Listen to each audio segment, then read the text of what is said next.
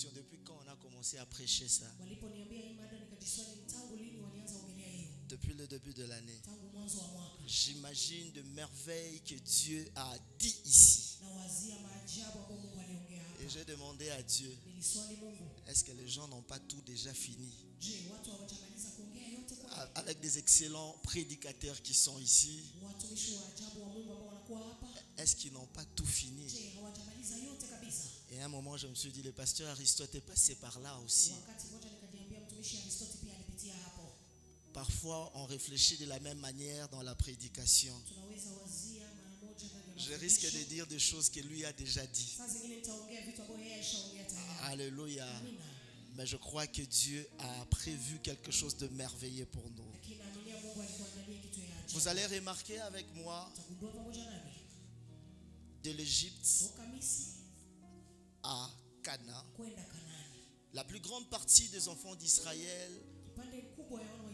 où ils ont passé plus de temps dans le désert. Alléluia. L'intervalle qu'il y a eu entre l'Égypte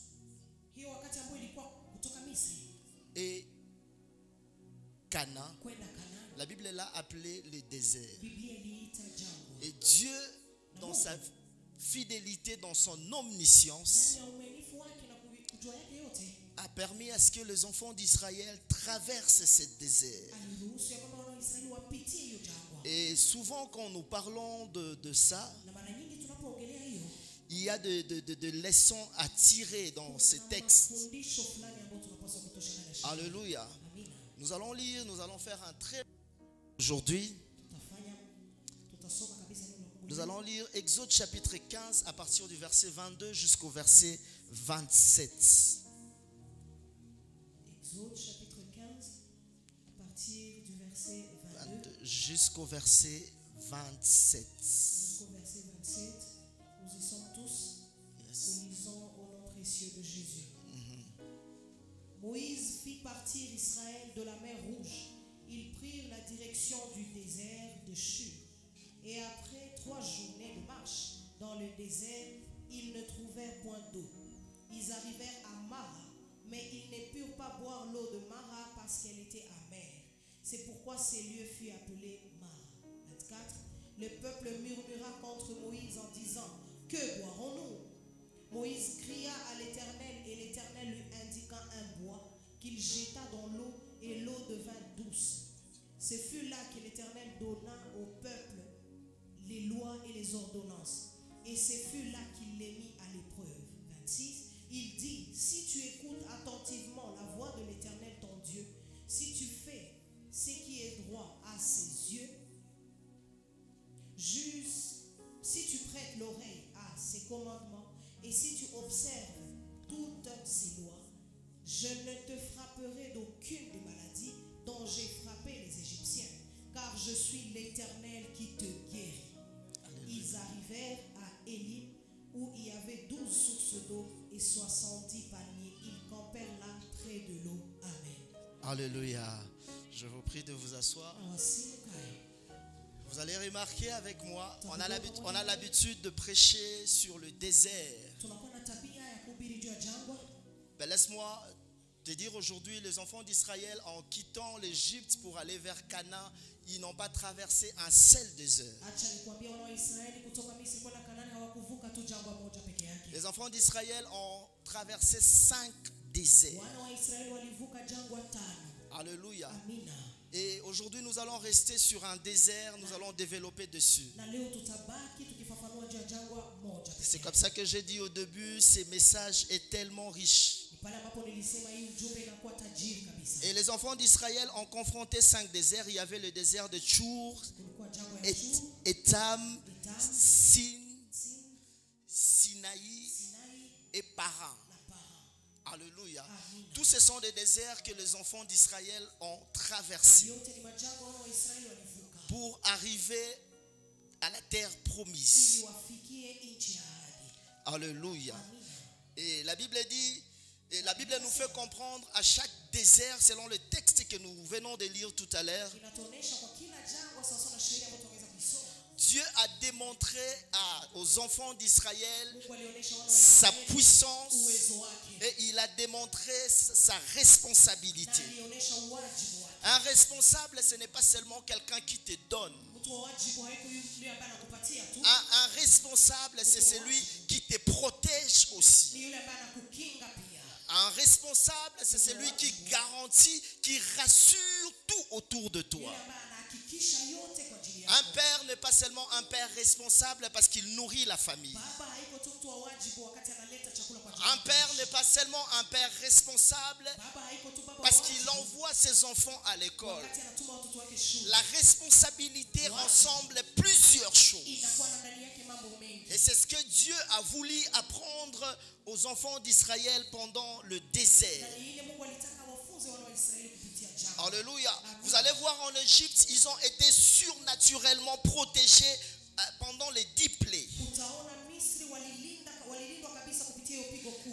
Et Dieu a démontré cette responsabilité à partir de l'Égypte. Na Mungu alionyesha hiyo kuwakinga tangu Misri. Pendant que les autres enfants mouraient, Wakati watoto wengine walikuwa le wakikufa, premier-né égyptien mourait, wana wa kwanza wa Misri walikuwa les wanakufa. Israélites ne mouraient pas. Waisraeli wao walikuwa wanakufa. Est-ce que je parle à quelqu'un? Naongea na mtu. Et Dieu a démontré que je vous accompagnais. Mungu alionyesha kwamba Il niliwasindikiza. a garanti sa présence parmi les enfants d'Israël. Aliakilisha uwepo wake kabisa. La kwa Bible wana wa dit Israeli. il s'est manifesté en forme de colonne de feu et colonne de nuée. Alikuwa anaonekana kama nguzo ya moto na nguzo ya wingu. Alléluia. Amina. Et la colonne de feu démontrait la présence de Dieu. Nguzo ya moto ilikuwa inaonyesha uwepo wa Mungu. La colonne de feu la nuit et la colonne de nuée la journée. Nguzo ya moto usiku na nguzo ya nani? La colonne de feu la nuit démontrait que Dieu était présent. Nguzo ya moto mchana ilikuwa inaonyesha kama Mungu yuko. Au-delà de cela, dans le désert, il fait énormément froid. Zaidi ya ile ndani ya jangwa kunakuwa baridi Et kabisa. la colonne de feu venait réchauffer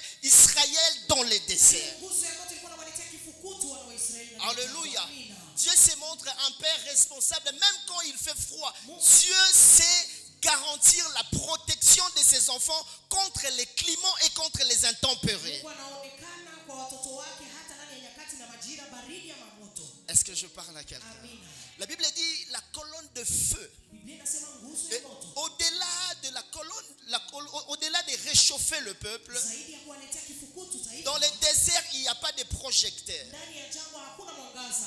Est-ce que je parle à quelqu'un?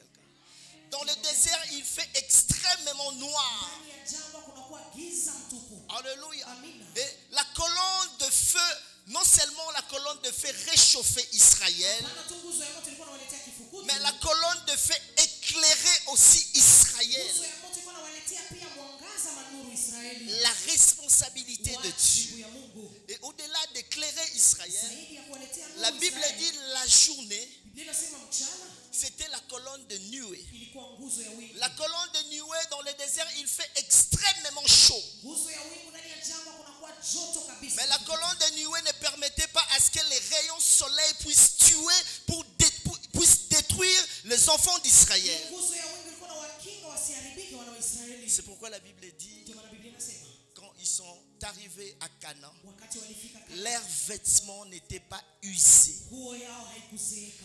Qu'est-ce qui fait que le vêtement soit usé? C'est les rayons soleil. Ni nini hasa inaacha nguo inachuya? Ni hiyo. Alors que quand il y a la colonne de nuée, Wakati kuna nguzo la ya colonne de wingu, nuée vient atténuer les rayons soleil pour que les enfants d'Israël, leur peau ait de problèmes ou pour que leurs vêtements soient usés. nguzo ya wingu inazuia jua isiwaunguze hata nguo zao zisichuye. Alléluia. Est-ce que je parle à quelqu'un? Naongea na mtu. Est-ce que je parle à quelqu'un? Naongea na mtu asubuhi ya leo. Et qu'est-ce qui nous apprend le désert? Jangwa inatufunza hasa. Par la grâce de Dieu, nous allons parler de quelques leçons à tirer dans le Kwa désert. neema ya Mungu tutaonesha funzo fulani ya kukamata ndani ya J'ai jangwa. essayé de parler de beaucoup de choses, Tutaweza kuongea mambo mengi, mais en résumé, lakini kwa le ujumla désert nous apprend que Dieu est un Père responsable. jangwa inatufunza kwamba Mungu ni Mungu mwenye wajibu wake. Dis à ton voisin, Dieu est un Père responsable. Dieu est un père responsable. Et tu peux leur dire encore, Dieu, le désert nous apprend que Dieu est un Père organisé. Jangwa inatufunza kwamba Mungu ni Mungu ambaye anajipanga. Au-delà de la responsabilité, Dieu est très organisé. Zaidi ya wajibu Mungu anajipanga sawa sawa. Alléluia. Je prie que Dieu soit un père responsable pour quelqu'un qui traverse aussi de moments difficiles, pour quelqu'un qui traverse les déserts. Les déserts nous apprend à ne pas idéaliser la vie chrétienne. Premier élément à retenir, les déserts nous apprend à ne pas idéaliser cela, ne pas prendre cela comme acquis. Et les gens pensent que lorsque nous recevons Christ comme Seigneur et Sauveur, c'est fini. La manne tombera, tout sera comme l'eau qui coulait. Alléluia. Alléluia. Les déserts nous apprend, c'est comme la sortie de l'Égypte, là où nous étions esclaves du péché. Christ, Dieu envoie son Fils unique qui nous rachète du péché. C'est-à-dire, il nous sort de l'esclavage. On est tous sortis de l'Égypte qui est le monde. Et Dieu, en nous amenant vers Cana, cela ne veut pas dire que tu ne tomberas pas malade. La délivrance ou le salut ne veut pas dire que tu ne tomberas plus malade.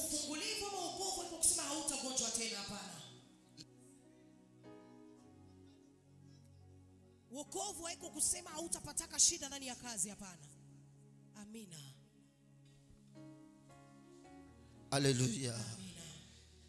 Ne pas idéaliser la foi chrétienne.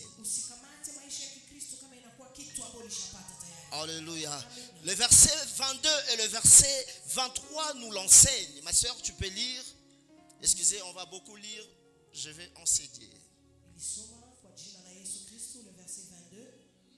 Moïse fit partir Israël de la mer Rouge.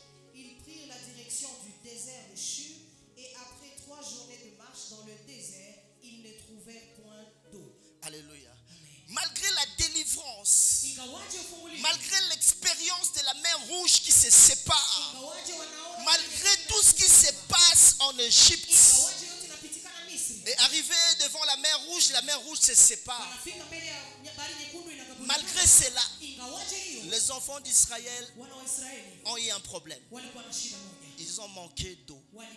J'aimerais dire à quelqu'un, même si tu es enfant de Dieu, il peut t'arriver de manquer du travail. Avec ton parler en langue, avec ton salut, ton nom inscrit dans le livre de vie, il est possible que tu aies même un problème de conception. Le salut ne veut pas dire tout mettre en ordre. C'est-à-dire la délivrance des enfants d'Israël dans la toute puissance de Dieu. Dieu pouvait tout faire directement. Mais malgré la délivrance, la Bible dit dans le verset 22, ils ont manqué de l'eau. Ne mets pas ta foi en évidence. Ne mets pas ta vie chrétienne en doute parce qu'il te manque quelque chose. Même les enfants d'Israël qui avaient la garantie de la présence de Dieu, ils ont manqué de l'eau. Mais aujourd'hui, pasteur, les enfants de Dieu, j'ai donné ma vie à Christ. Il n'y a pas de travail. Ce sont des histoires. Bien aimé, Israël a vu la mer souffrir. Ils ont traversé avec des louanges. Mais après l'expérience de la mer Rouge, le verset 22 nous dit qu'Israël a manqué de l'eau.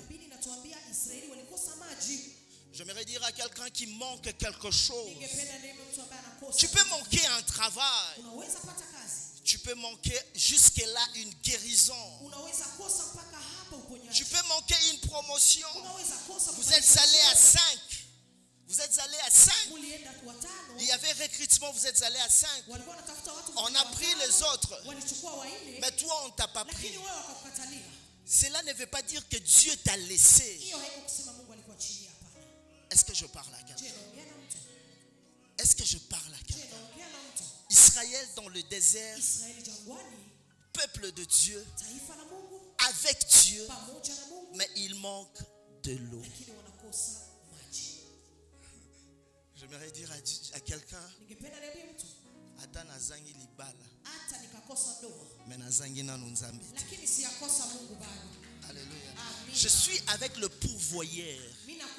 C'est lui qui donne cela. Alléluia. Mais souvent les enfants de Dieu oublient vite. Alléluia. Le verset 23, ma soeur. Le verset 23 au nom précieux de Jésus. Ils arrivèrent à Mara, mais ils ne purent pas boire l'eau de Mara parce qu'elle était amère. Alléluia. Je parle à quelqu'un qui est entré dans le mariage difficilement. Difficilement. Seigneur, depuis que j'ai donné ma vie à Christ, je m'abstiens. Je fuis les péchés. J'évite les péchés. Les mariages ne viennent pas. Les mariages ne viennent pas. Et Dieu t'ouvre la porte de mariage. Arrivé dans le mariage, il n'y a pas d'enfant.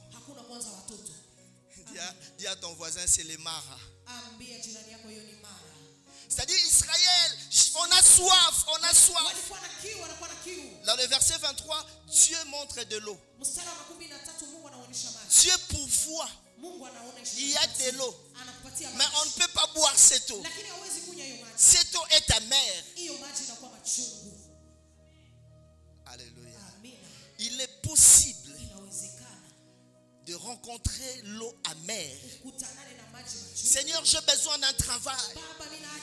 Et le Seigneur te donne un travail. Tu te dis, Seigneur, est-ce que vraiment Dieu peut donner un travail avec beaucoup de souffrances comme ça? Est-ce que Dieu vraiment peut me donner un mariage? Je prie chaque matin, je gêne comme ça. Non, ça ce n'est pas Dieu. Les choses de Dieu, ça doit être rose. Laisse-moi te dire, Israël a demandé de l'eau à Dieu. Dieu a donné de l'eau. Mais cette eau était amère. Alléluia. C'est que le désert nous enseigne. Je demande à Dieu un travail. Je demande à Dieu un voyage. Mais j'arrive au pays où je suis arrivé. Dieu m'a dit, tu vas aller aux États-Unis. J'arrive aux États-Unis, je commence à vivre sans papier. Je dois me cacher à la maison. Je dois fuir la police. Seigneur, tu avais dit. J'ai vu en vision. Mais cet États-Unis devient amer. Il y a des enfants de Dieu qui pleurent parce que leur mariage est comme le mara. Le mariage n'est pas sucré. Le travail n'est pas sucré. Qui comme moi parfois ça nous arrive à demander à Dieu quelque chose, mais lorsque Dieu donne, tu te rends compte que c'est ce que Dieu a donné, mais c'est du mara. Qui a déjà expérimenté comme ça? J'ai demandé à Dieu, Dieu a donné, mais je regarde, c'est du mara. Vous savez, Dieu dit aux enfants d'Israël, je vais vous amener sur une terre où coule le lait et le miel. Dis à ton voisin, pour avoir du miel, tu dois affronter les abeilles. Et les abeilles que tu affrontes font partie du mara. Est-ce que je bénis quelqu'un? Est-ce que je bénis quelqu'un? Il demande de l'eau à Dieu. Parce que dans le désert, l'eau est très difficile. Ici, il n'y a plus d'eau. Les réalités, ils n'ont plus d'eau dans le verset 22. Et quand ils retrouvent l'eau, cette eau est amère, le verset 23. Alléluia. Et tout ça, c'est pour nous ramener à chercher encore et encore Dieu. C'est pourquoi vous voyez des gens, il a commencé le travail S'il n'a pas compris les réalités du désert, il va abandonner le travail à cause du combat qu'il y a là-bas. Alléluia. Amina. Alléluia. Amina. Alléluia. Amina. Rebecca a rencontré le même problème. Rebecca stérile. Rebecca tasa. Il a prié Dieu. Aliomba Mungu. Alléluia. Amina. Et Dieu l'a donné des jumeaux. Mungu akampatia mapacha. Esaü et Jacob. Et la Bible dit dans ses entrailles c'était comme un combat. C'est-à-dire, je suis tombé enceinte. Mais cette grossesse est du mara. C'est-à-dire, je suis allé à l'hôpital, on me dit l'enfant est d'une mauvaise.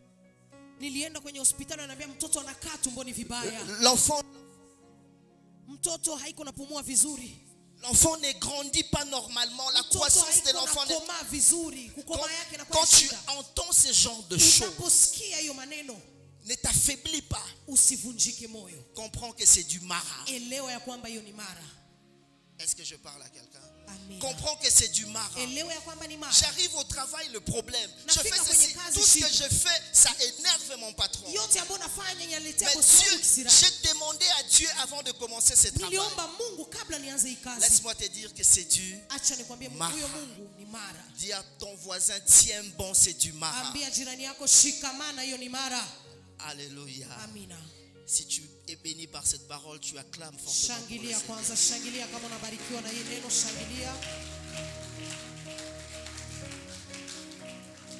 Alléluia.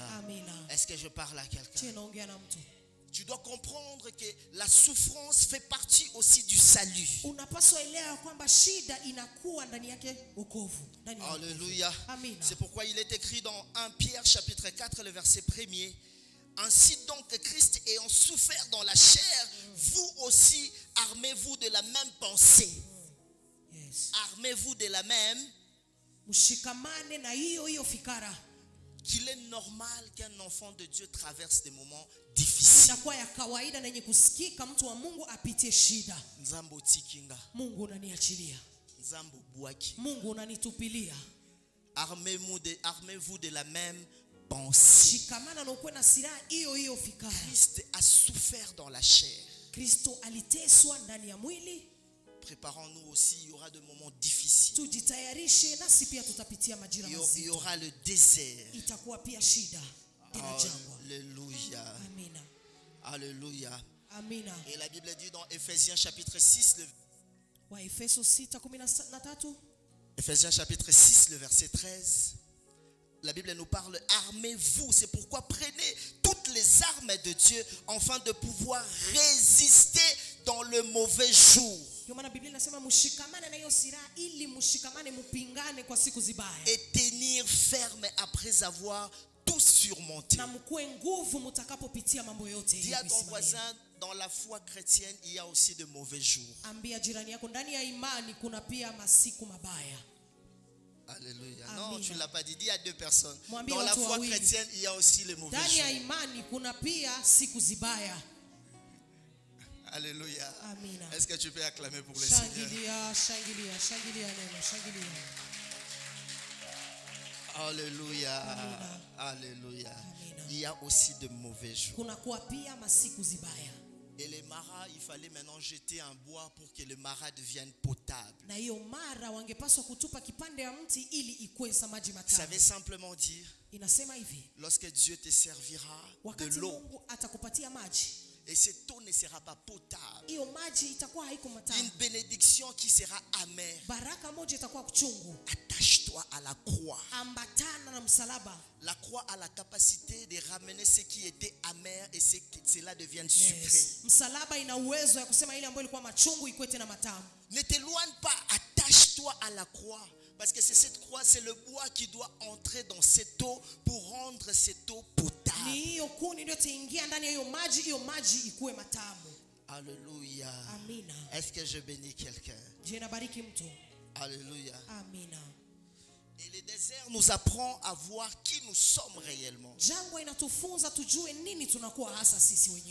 Pour ceux qui écrivent, le premier point, nous apprenons à ne pas idéaliser la foi ou la vie chrétienne. Deuxième point, nous voyons qui nous sommes réellement. Le désert nous apprend à nous connaître nous-mêmes. Il y a des épreuves quand tu en arrives, tu te rends compte, en tout cas je suis vraiment enfant de Dieu. Toi-même tu es fier de toi. Avec ce que je viens de traverser, je ne suis pas tombé dans ça. Non, je suis vraiment enfant de Dieu. Alléluia. Alléluia. Le verset 24. Le verset 24 au nom de Jésus. Les peuples murmura contre Moïse en disant: que boirons-nous? Les peuples murmurent contre Moïse en disant: que boirons-nous? Le verset 25 au nom de Jésus.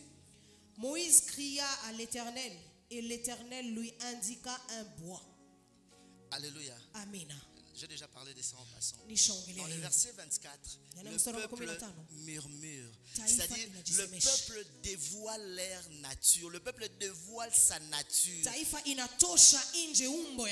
C'est dans le désert que tu réalises que na la mutabi loba loba. Après tout ce que tu as vu en Égypte, après avoir vu la colonne qui marchait devant toi, après avoir vu la mer rouge se séparer, tu continues non pas à demander mais à murmurer. Le désert nous apprend qui nous sommes réellement. Ta nature cachée est dévoilée pendant des moments de désert. Alléluia. Amen. Il y a des gens dans le désert qui se disent: moi, dans ce genre de situation, je mets la Bible de côté. Le désert nous révèle qui tu es réellement. Mais maman, tu viens plus à l'église ces dernières. J'ai prié comme si je ne priais pas. Je préfère rester à la maison. On a compris que depuis toujours, tu es des genres de personnes comme ça. Tu vas là où ça va. Quand ça ne va pas, tu ne pars pas. Votre attitude pendant le désert nous dévoile votre vraie identité. Pasteur, vous voulez connaître le vrai face de nos fidèles. Ce n'est pas pendant plutôt tout le monde est là. Quand le désert vient, quand l'épreuve vient, on comprend réellement qui tu es. Dis à ton voisin: lorsque le mauvais jour viendra, je comprendrai qui tu es. Je comprendrai qui tu es. Alléluia. Amina. On comprend qui tu es. Alléluia. Amina. Est-ce que je parle à quelqu'un? Quand il y a le mauvais jour, les gens apprennent la Bible, non pas pour bénir, mais pour défendre leur comportement. Alléluia. Amina. Les mauvais jours existent. Fais attention. Les mauvais jours, le désert nous révèle qui tu es réellement. Est-ce que je parle à quelqu'un? Je vais aller vite.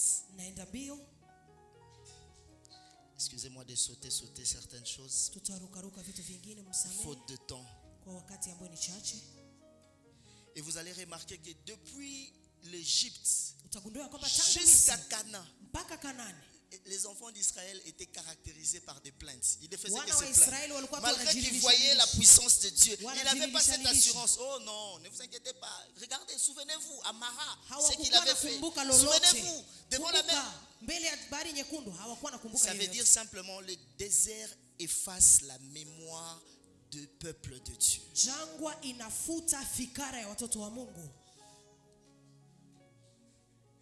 Tu sais ce qu'on dit souvent, ma soeur? Naebi kasala kameka o iza compliqué. ce cas est différent. Laisse-moi te dire que rien n'est impossible à Dieu. Laisse-moi te dire que rien ne peut arrêter Dieu d'agir dans ta vie. Il est le Dieu de toutes possibilités. Alléluia. Alléluia. Et le peuple était plaintif. Vous allez lire à la maison dans Exode chapitre 16, à partir du verset 2 jusqu'au verset 3, le peuple s'est plaint. Dans Nombre chapitre 14, le verset 2, le peuple s'est plaint. Dans Nombre chapitre 16, à partir du 1er jusqu'au 3e verset, le peuple s'est plaint encore.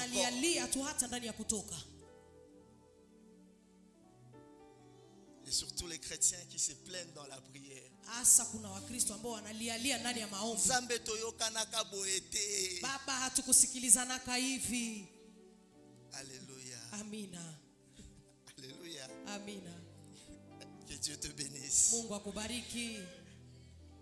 Le désert dévoile l'identité. Jangwa inafunua anwani yako.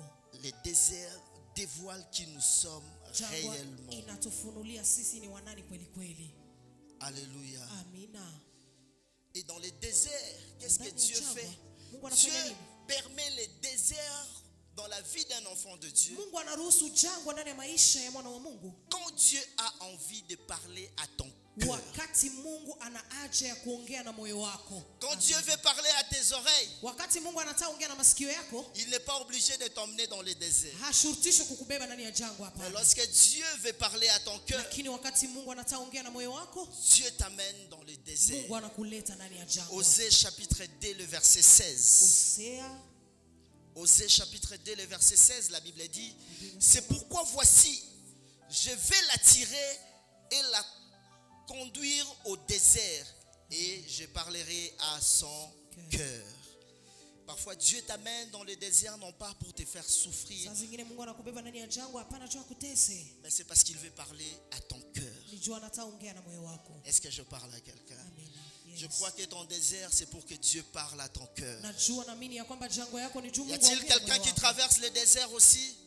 Laisse-moi te dire, dans le désert, Dieu t'amène pour parler à ton cœur. Alléluia. Troisième chose,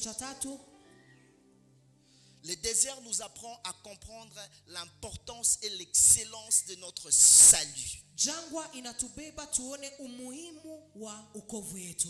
Alléluia. Amina. Combien ton salut est important. Marangapi ukovu wako inakuwa ya samani. Combien ton salut est excellent. Marangapi ukovu wako inakuwa nzuri zaidi. Alléluia. Amina. Le verset 25, on nous parle du bois. Le bois qui devrait être jeté dans l'eau pour rendre l'eau potable. Et dans le désert, Dieu nous apprend l'œuvre de la croix. Beaucoup de gens ne comprennent pas ce qui s'est passé à la croix. À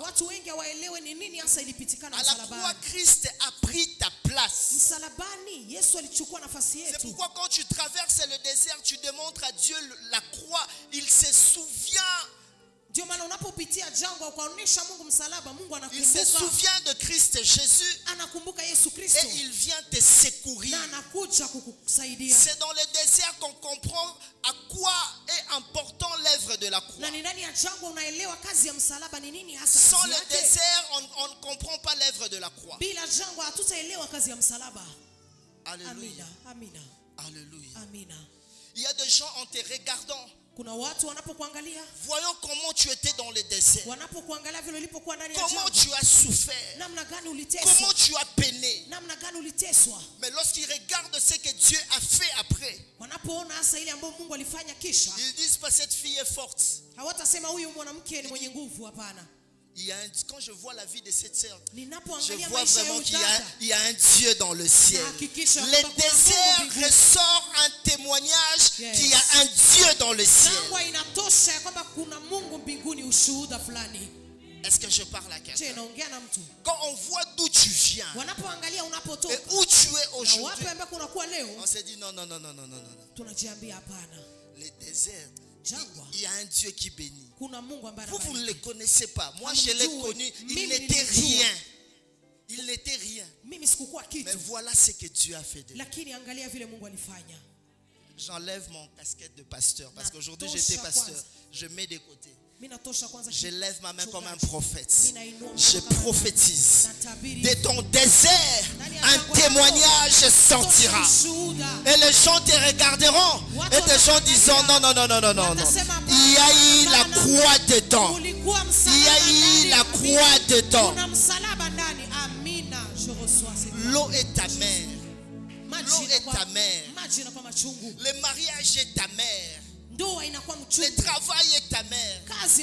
Laisse-moi te dire, ne va pas chercher le féticheur. Ramène la croix.